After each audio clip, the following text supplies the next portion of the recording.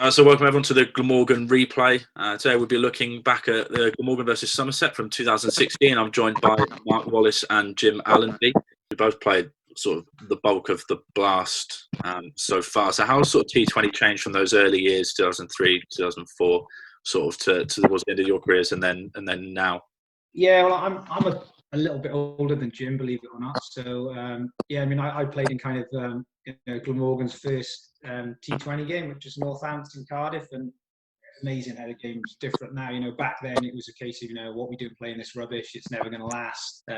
It's just going to be sort of mess around cricket, and of course it's ended up not being. So the early days it was very much a little bit sort of go out and have a bit of a whack and not take it seriously, and then it almost transformed overnight, probably after that first one and a half, maybe 2 seasons, being the real serious competition that it is today, and it got really big really quick. And I think suddenly people realized that the assumptions about the competition, which was it's just going to be it's going to be no spinners, it's just going to be some slogging, and it's going to be rubbish, quickly transferred to it is this sort of the element of the game now where there are such small margins and everybody's trying to win those little battles. It's almost unrecognisable from what it was in the early days.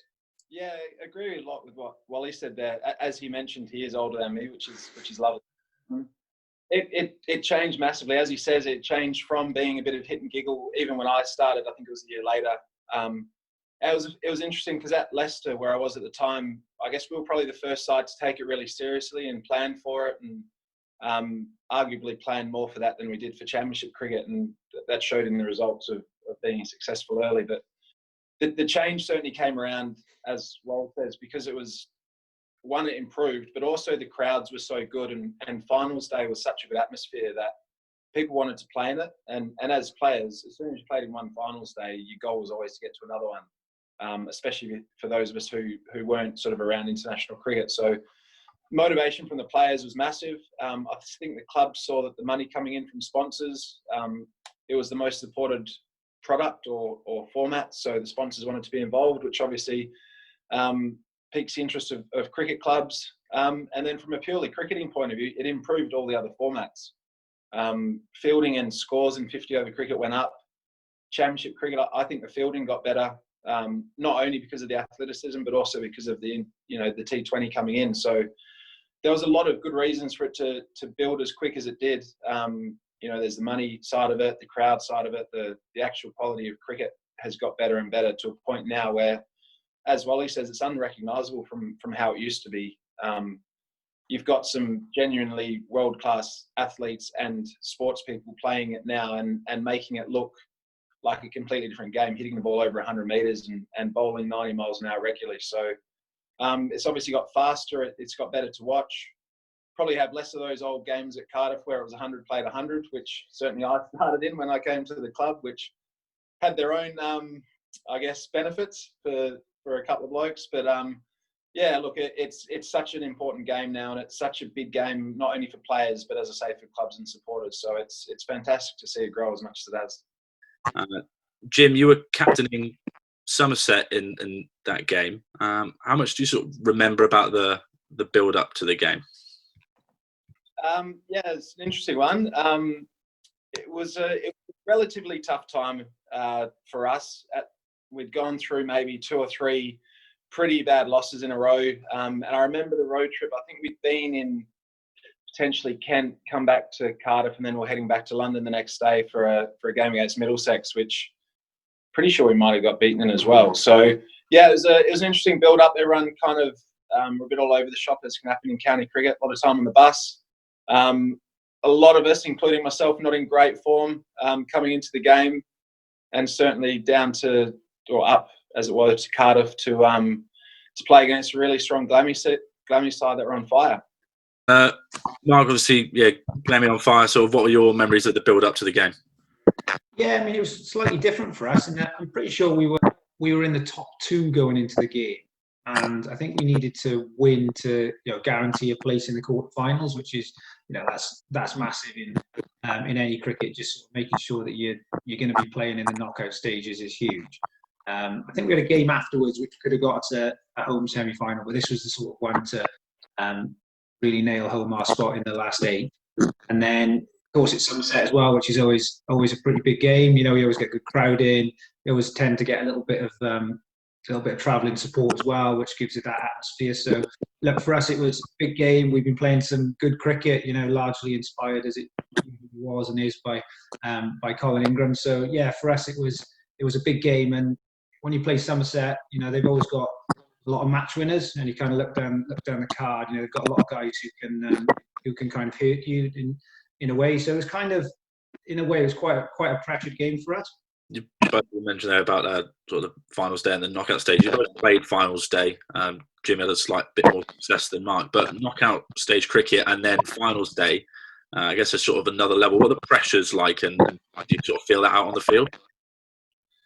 Yeah, I mean, as Jim had some really good successes at finals day and played in some, you know, really strong Leicester sides, especially. Yeah, I mean, things are totally different. And, you know, if you're talking about this game, you know, all the pressure is about getting to the knockout stages. So getting to the quarterfinals to give yourself a chance to get to finals day. And, you know, finals day is the one slot down from the international level that, you know, as domestic players, you know, that's probably your only opportunity to play in that sort of atmosphere, you know, with a big crowd. And, you know, the atmosphere at final stage probably does rival anything in international cricket throughout the world. So that's the big pull of playing there.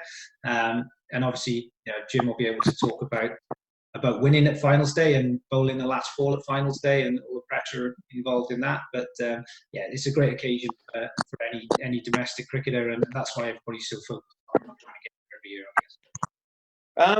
Yeah, it's funny. I mean, as you get older, you probably feel the pressure slightly more, which it should really be the other way around. I think I went into that finals day in an unbelievable team. We had match winners and international players and guys who have had great tournaments and great careers already. So I went kind of just along for a bit of a ride, and got put into number 3 in, I think, the quarterfinal, and did okay. So yeah, managed to bat really well in the final with Darren Matty, who always seemed to score runs on TV or in grand finals or important games for Leicester, you know, forever really. So I think we put on about 100 and maybe 20 against a really strong Knott side, and to be honest, didn't feel the pressure once during it, because I was just so unaware as a young man of I guess how big a deal it was. I knew it was exciting, and I knew I was loving the occasion, but it happened so quick on finals day and in finals in general that often the game's finished or the day's finished before you've even given yourself a chance. So certainly from that moment onwards,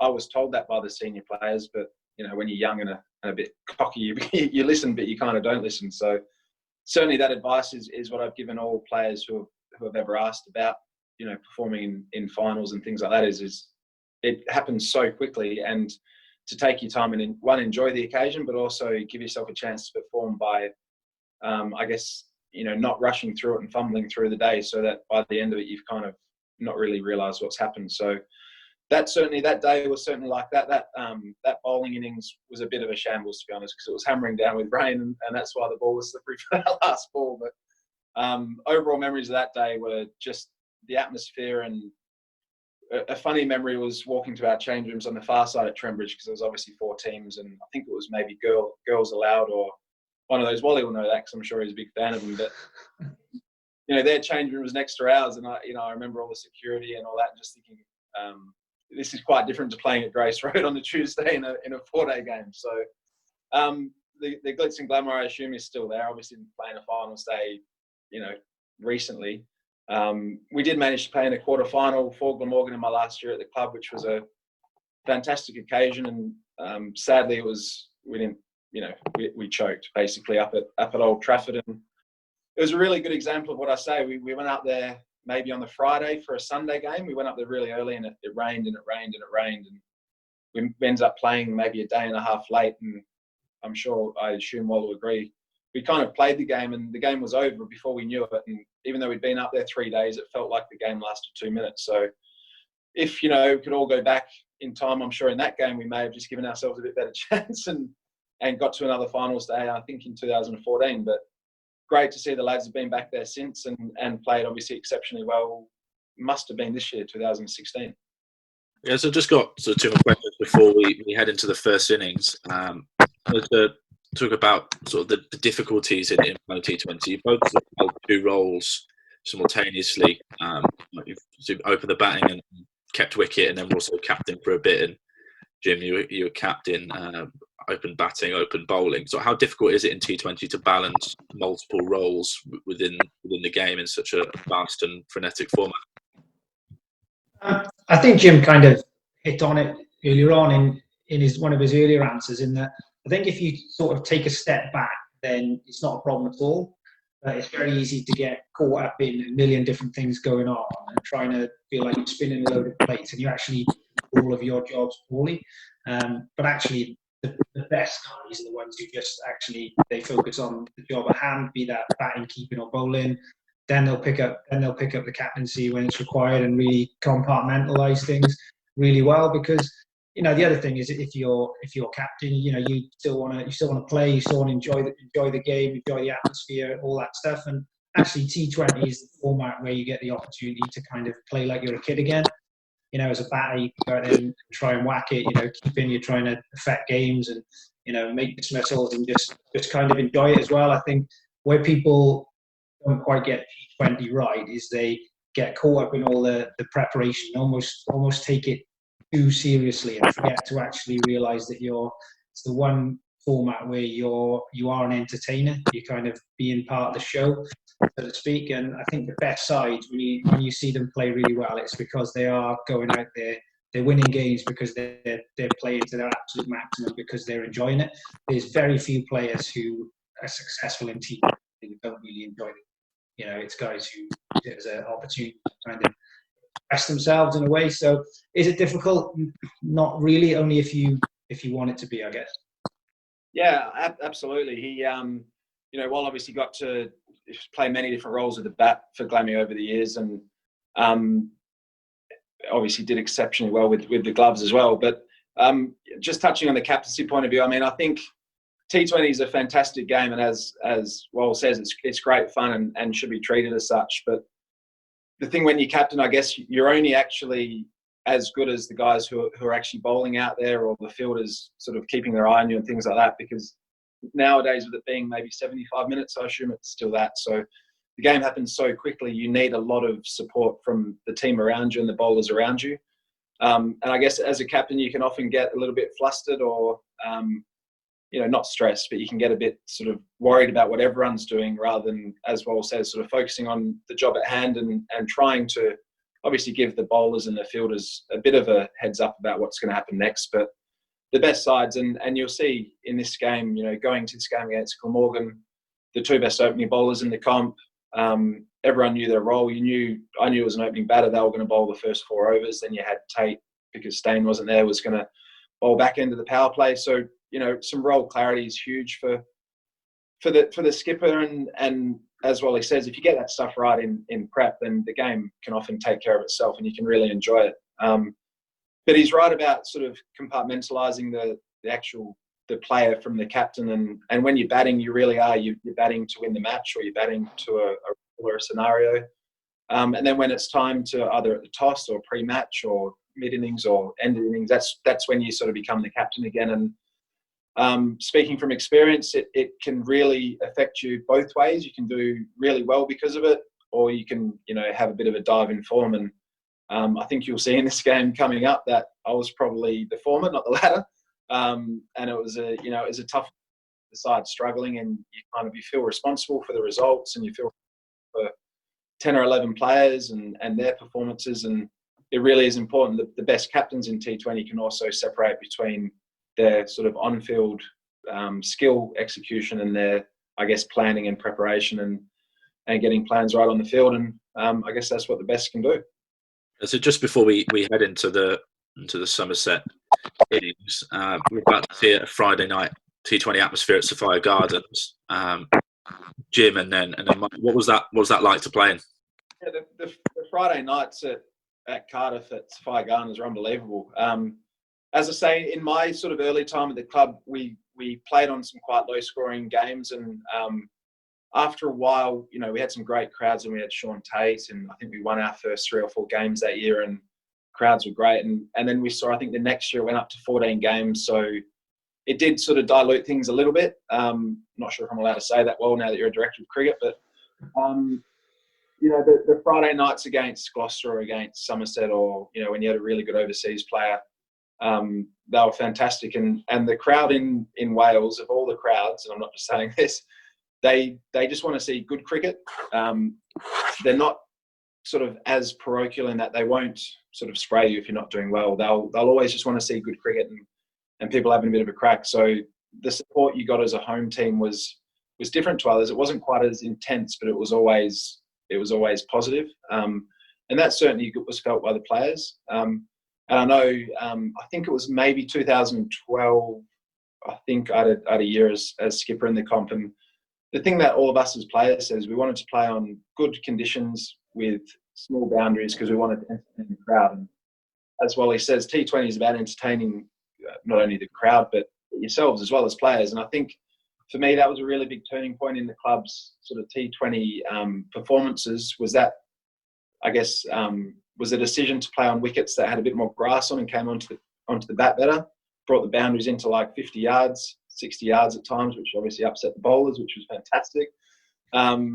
But the games got better, and we didn't necessarily win straight away. What we did is we played better games of cricket, and the players improved by being put under pressure on first-class international quality surfaces. And that also then brought the crowds in, and we played some absolutely cracking games of cricket. I think there was a game against Kent maybe in 2013, which we played exceptionally well. Somerset, I reckon, around the same time, we had a great win by maybe 9 wickets at Cardiff, and we had good crowds. We played good games of cricket, and I've no doubt that led to some not only better crowds but also better cricketers who are now performing exceptionally well for Glammy.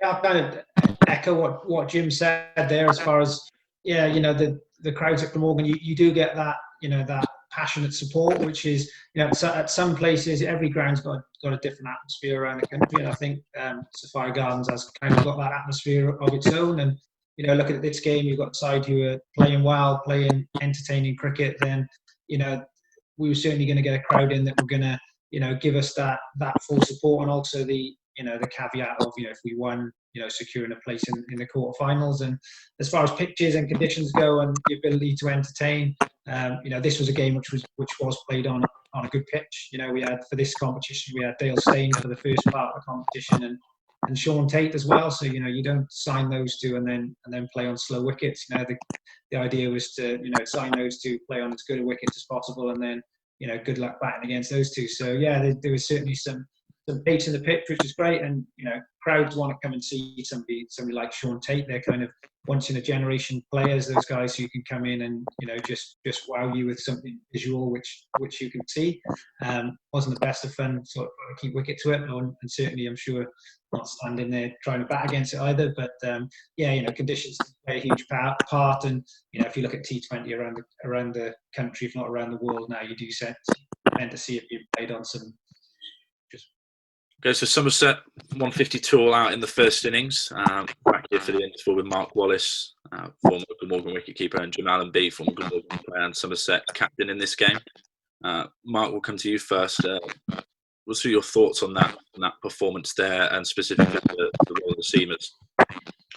Yeah, it was kind of a bit of an up and down innings in a way, in that we had a, you know, good start, couple of early wickets. Always nice to get a run out early on. Just to get that wicket tally going. But yeah, a little bit up and down in that we kind of took wickets early on, but, you know, they kept scoring.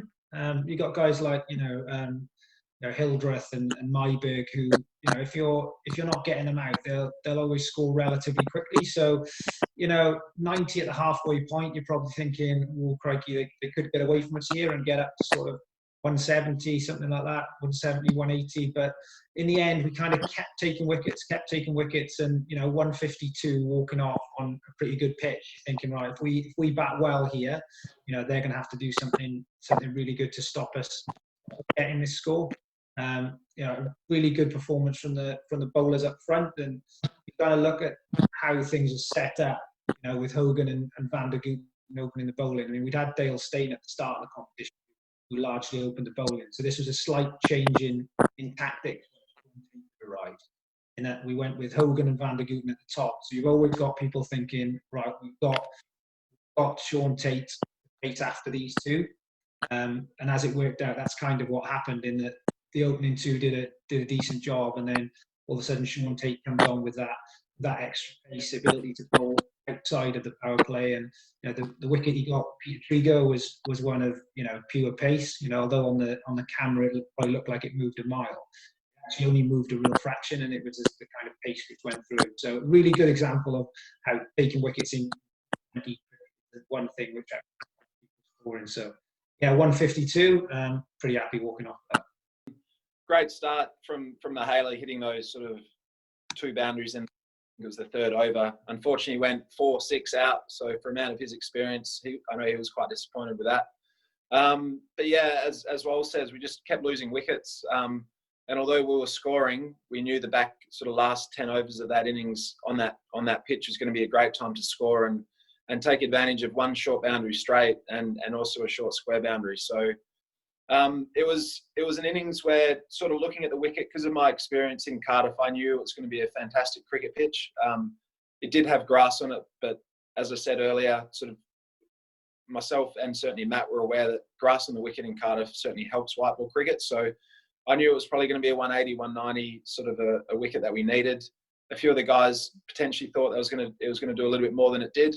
And as Wallace says, Myberg played fantastic, played exactly the way we wanted him to, like he always does, really aggressive.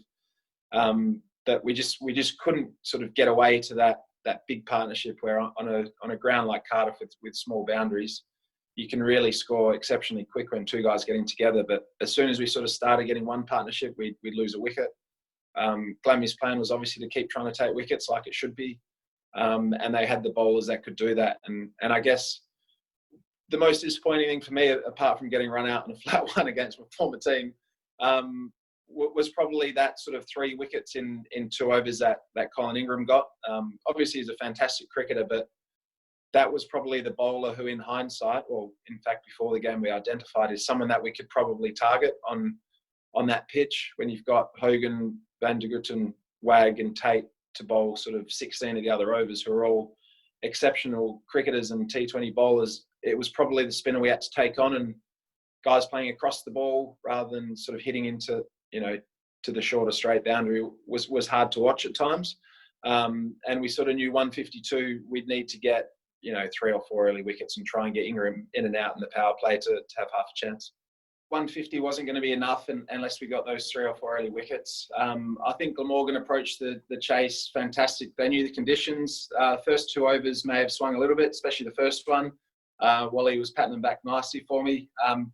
But it was obvious they really targeted that 3rd or 4th over. I think it was the 4th over, which went for about 20. Wally hit sort of 3 or 4 fours like we knew he could. The plans were certainly to try and get him to hit straight, so it was nice to see him hit 4 square boundaries. And certainly from then on, I think it was going to be a really tough ask for us. Colin Ingram comes in when you only need maybe 7 and over. He actually can play himself in. And he got to 50 basically before we knew it. It went from 15 to 50 in about 10 balls, I think.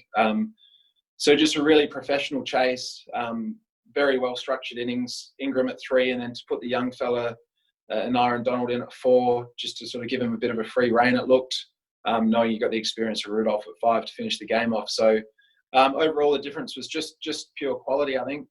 Players in form, quality players with a really straightforward game plan, and it was a really obvious second played last, and the team that was second showed why. Yeah, I guess a good example of one side relatively high on confidence and one side a little bit less so. So as I said earlier on, 156. We were pretty confident of walking off the field at half time of chasing that down. And then when you go out to chase a score like that, it's all about trying to work out your plan. So you knew that Jim was gonna bowl the first over, and that he would potentially be very dangerous while the white ball swung for that first over or so. But we also knew that, looking at their bowling attack, that they had somebody inexperienced in Paul Van Meekeren who was gonna come in and have to bowl probably in the first 6 overs. So you'd kind of target him, or we certainly targeted him, that we could potentially put him under a bit of pressure, and use him potentially to get us off to a solid, good start, which ended up happening. What tends to happen with those inexperienced guys is if you can get them away for 1-4, you can almost pressure them to change their plan, and then you might get a couple of gimmies. So we managed to get a few away off him. So I managed to get a couple of fours, then play an absolutely horrific shot to get out. But look, that managed to get Colin Ingram to the crease. And as Jim said, when you haven't got a massive score, allow somebody like him to be able to play themselves in. Actually, you've got a really good basis, a really good position to be able to work from. So yeah, Col, if anything, kind of steered the ship home in the way he can, and that you can feel like you're holding him back, and all of a sudden he'll go bang, bang, bang, and get to 50 in 30 odd balls. Then having the luxury of having somebody like a Nyren with all his talent to come in after that, knowing that you got Jacques Rudolph 5. Realistically, it was a case of their score probably wasn't high enough, and once they hadn't taken any early wickets, Paul was probably the player to be able to just see us home. So a good win, because as you said at the start, a bit of pressure, secure that that quarter final. I think we ended up securing the home element of that quarter final in the rain down in Brighton a few days later. But yeah, great memories of a game like that. That was my last season playing. So good, some good memories. Even though you mentioned I did drop back, nearly miss a stump in and play a really horrific shot. But good to be on the winning side and a good occasion. So after a successful run chase by Glamorgan, Colin Ingram leading the way. Wally, you played plenty of cricket with Colin. What was he like as a batsman, and what makes him so special? Yeah, I mean, during its time for Glamorgan, there's been periods, I think, during its time at Glamorgan where he's certainly been one of the best T20 players in the world, certainly one of the best domestic T20 players in the world.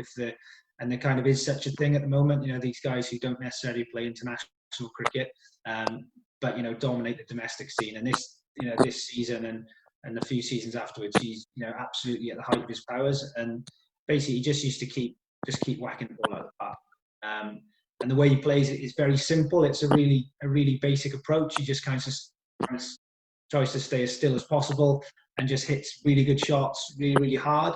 And it's a bit funny when you have a player who's that good, because the other side's focus can sometimes so much be on him.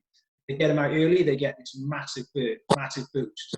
But once he gets going, especially at somewhere like Cardiff, he's so hard to stop because the boundaries are so small, and he hits the ball so hard all around the park. If you go short at him, he'll smack it over square leg for 6. If you pitch it up, then look out. I mean, this was the season where he'd been out injured for quite a while. In his first game of the season against Surrey at the Oval, he walked out his first ball for 6.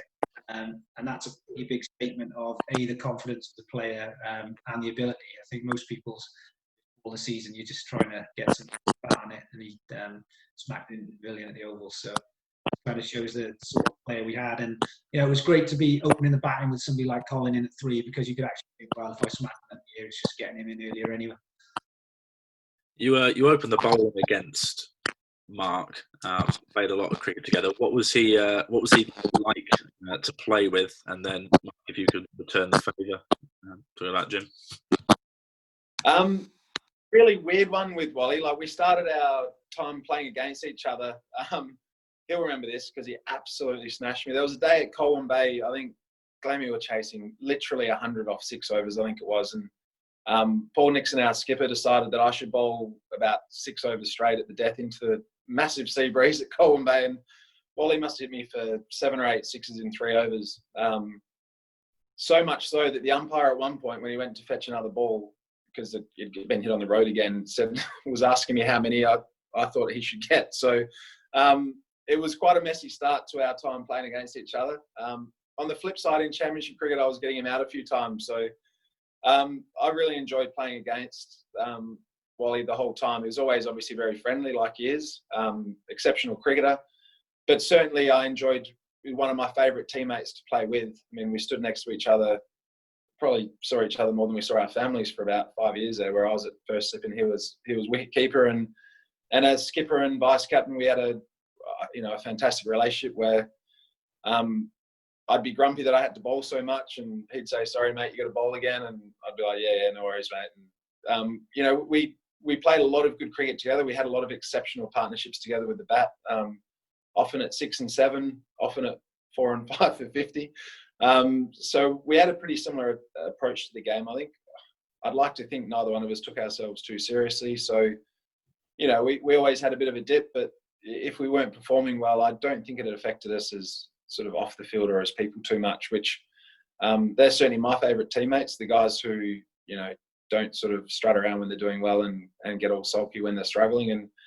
And you really couldn't tell with Wal whether they had a good or a bad day. The way he approached his teammates, and the game rarely changed, and is a testament to his 230 odd straight championship games and captaining the club, and now obviously director of cricket. So sounds a bit soppy all that, but yeah, long story short, one of my favourite teammates.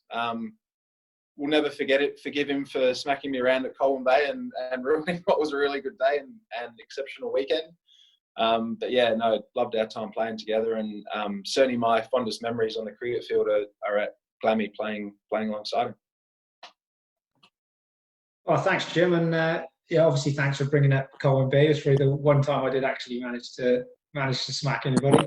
Yeah, look, I mean, I think Jim's time at playing at Glamorgan, he was probably one of, if not the, you know, exceptional all-rounder in county cricket, and I think the stats certainly back that up, and actually across formats as well. So, you know, in the T20 stuff, it was often opening and batting, and then in the 4-day stuff, you had to bat a bit lower because you had to bowl 500 overs most games as well. So, yeah, I mean, look, as a cricketer, you know, Glamorgan have had a few better, you know, all-rounders certainly during my time and before that as well.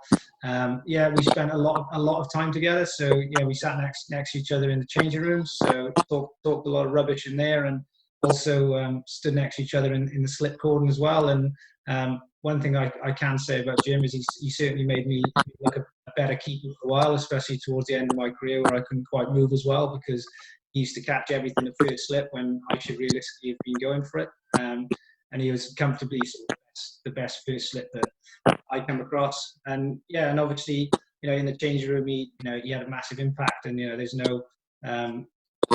no difference that, you know, during his time at the club, it's when we started to make some improvements and started to produce some good players as well. Pretty selfless. He didn't like to bowl too much, but I used to make him bowl. But when he put a shift in, he put a proper shift in. And I think that's really testament to the sort of cricketer he was. Very, very proud in his performance. And, you know, when he had the ball in hand, bat in hand, he was somebody who, you know, was going to put a shift in and do everything he could for the cause. And actually, you can kind of see in this game, you know, all the guys that played with Jim, you know, how big a wicket it was at the start of that innings. You know, to get him out with a bit of a gimme as a run out is, you know, is great. And you know, being captain, opening the batting and opening the bowling in this game, I suppose it's like being the old league pro again.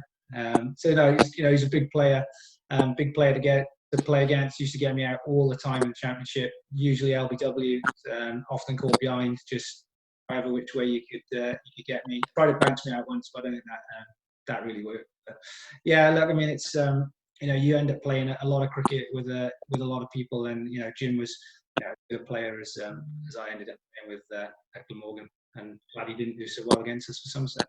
So, Jim, just to round it off here, so what are your favourite memories, other than what you've already mentioned about playing? What are your favourite memories of playing for Glamorgan?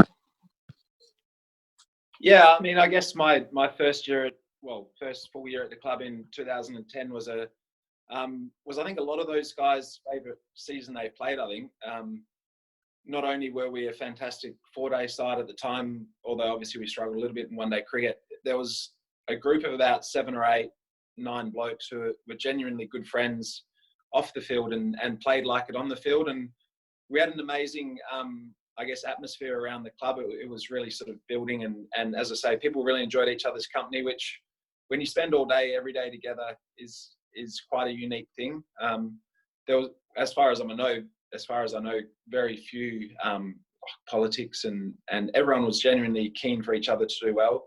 led very much by Mark Cosgrove's attitude to basically the game and everyone he played with, and his sort of attitude was infectious. And you know, that year was a fantastic year, just in terms of coming to a new club and being made to feel welcome, and obviously performing really well. So there was that year, and obviously the next couple of years were quite tough for everyone.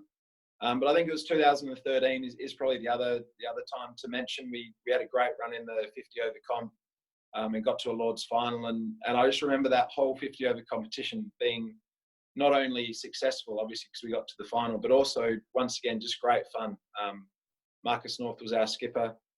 He caught wind of the fact that we'd lost 2 games, the Unicorns, out of 2. We'd had a couple of shockers against them, and it's unprofessional, but I'm not a professional cricketer anymore. But I know the night before we played, and we decided, right, we're going to have a team meal and have a couple of beers together. And you know, it wasn't anything too aggressive, but it was a bit of a like, right, we're going to go out tomorrow and we're going to have a proper dip at these guys. And rather than sort of treat it like another game, we actually went out there with the attitude that we're going to try and dominate this game. And we must have won, I think, by 200 runs, if it isn't, you know, 150. So the attitude of that team was once again getting back to similar to that 2010 sort of attitude. You had, you know, Wally was playing exceptionally well. Northie was having a good tournament. Chris Cook was coming into the side and doing exceptionally well. Murray Goodwin was just getting a lot of runs and just being really tight like he does. It was one of Hoag's first seasons at the club. So we'd got a really great core group of players, but also good blokes together. And that Lord's final, which I think everyone remembers really fondly, for the build-up and the post-game. We didn't play our best on the day, but we played against essentially an international team. So that season was exceptional. Obviously, I only lasted 1 more year and made the move down to Somerset, which, you know, in hindsight, may or may not have been the right decision, but, you know, it was made for the right reasons. But one of certainly, you know, to answer your question really in a really long-winded way, but to try and conclude it, I think it was just, personally, it was the way I was treated by the club, my teammates and the supporters for almost the whole time there, that when I think back on it now, I just remember only good things about it. And obviously there was some tough times for everyone. And, you know, when you leave a club, it's never, you know, for great reasons, but I think there's a huge amount of mutual respect there, and something I certainly love about the Welsh people and about Cardiff as a city is just it's how welcoming everyone is, and they do show you a lot of respect if you show a lot back. And Glamorgan as a club have always shown me a lot of respect, and had an absolutely fantastic time down there, and still have a house there, so I still go back whenever I'm in the country or in the continent, and you know, I'll always remember the people as much as the cricket is probably the most positive thing about Cardiff. All right, well, thanks for your time, Jim, and thanks, Mark, for joining us. And there you have it, Morgan replay from the 2016 big match. We hope you enjoyed it, and we hope to see you again soon.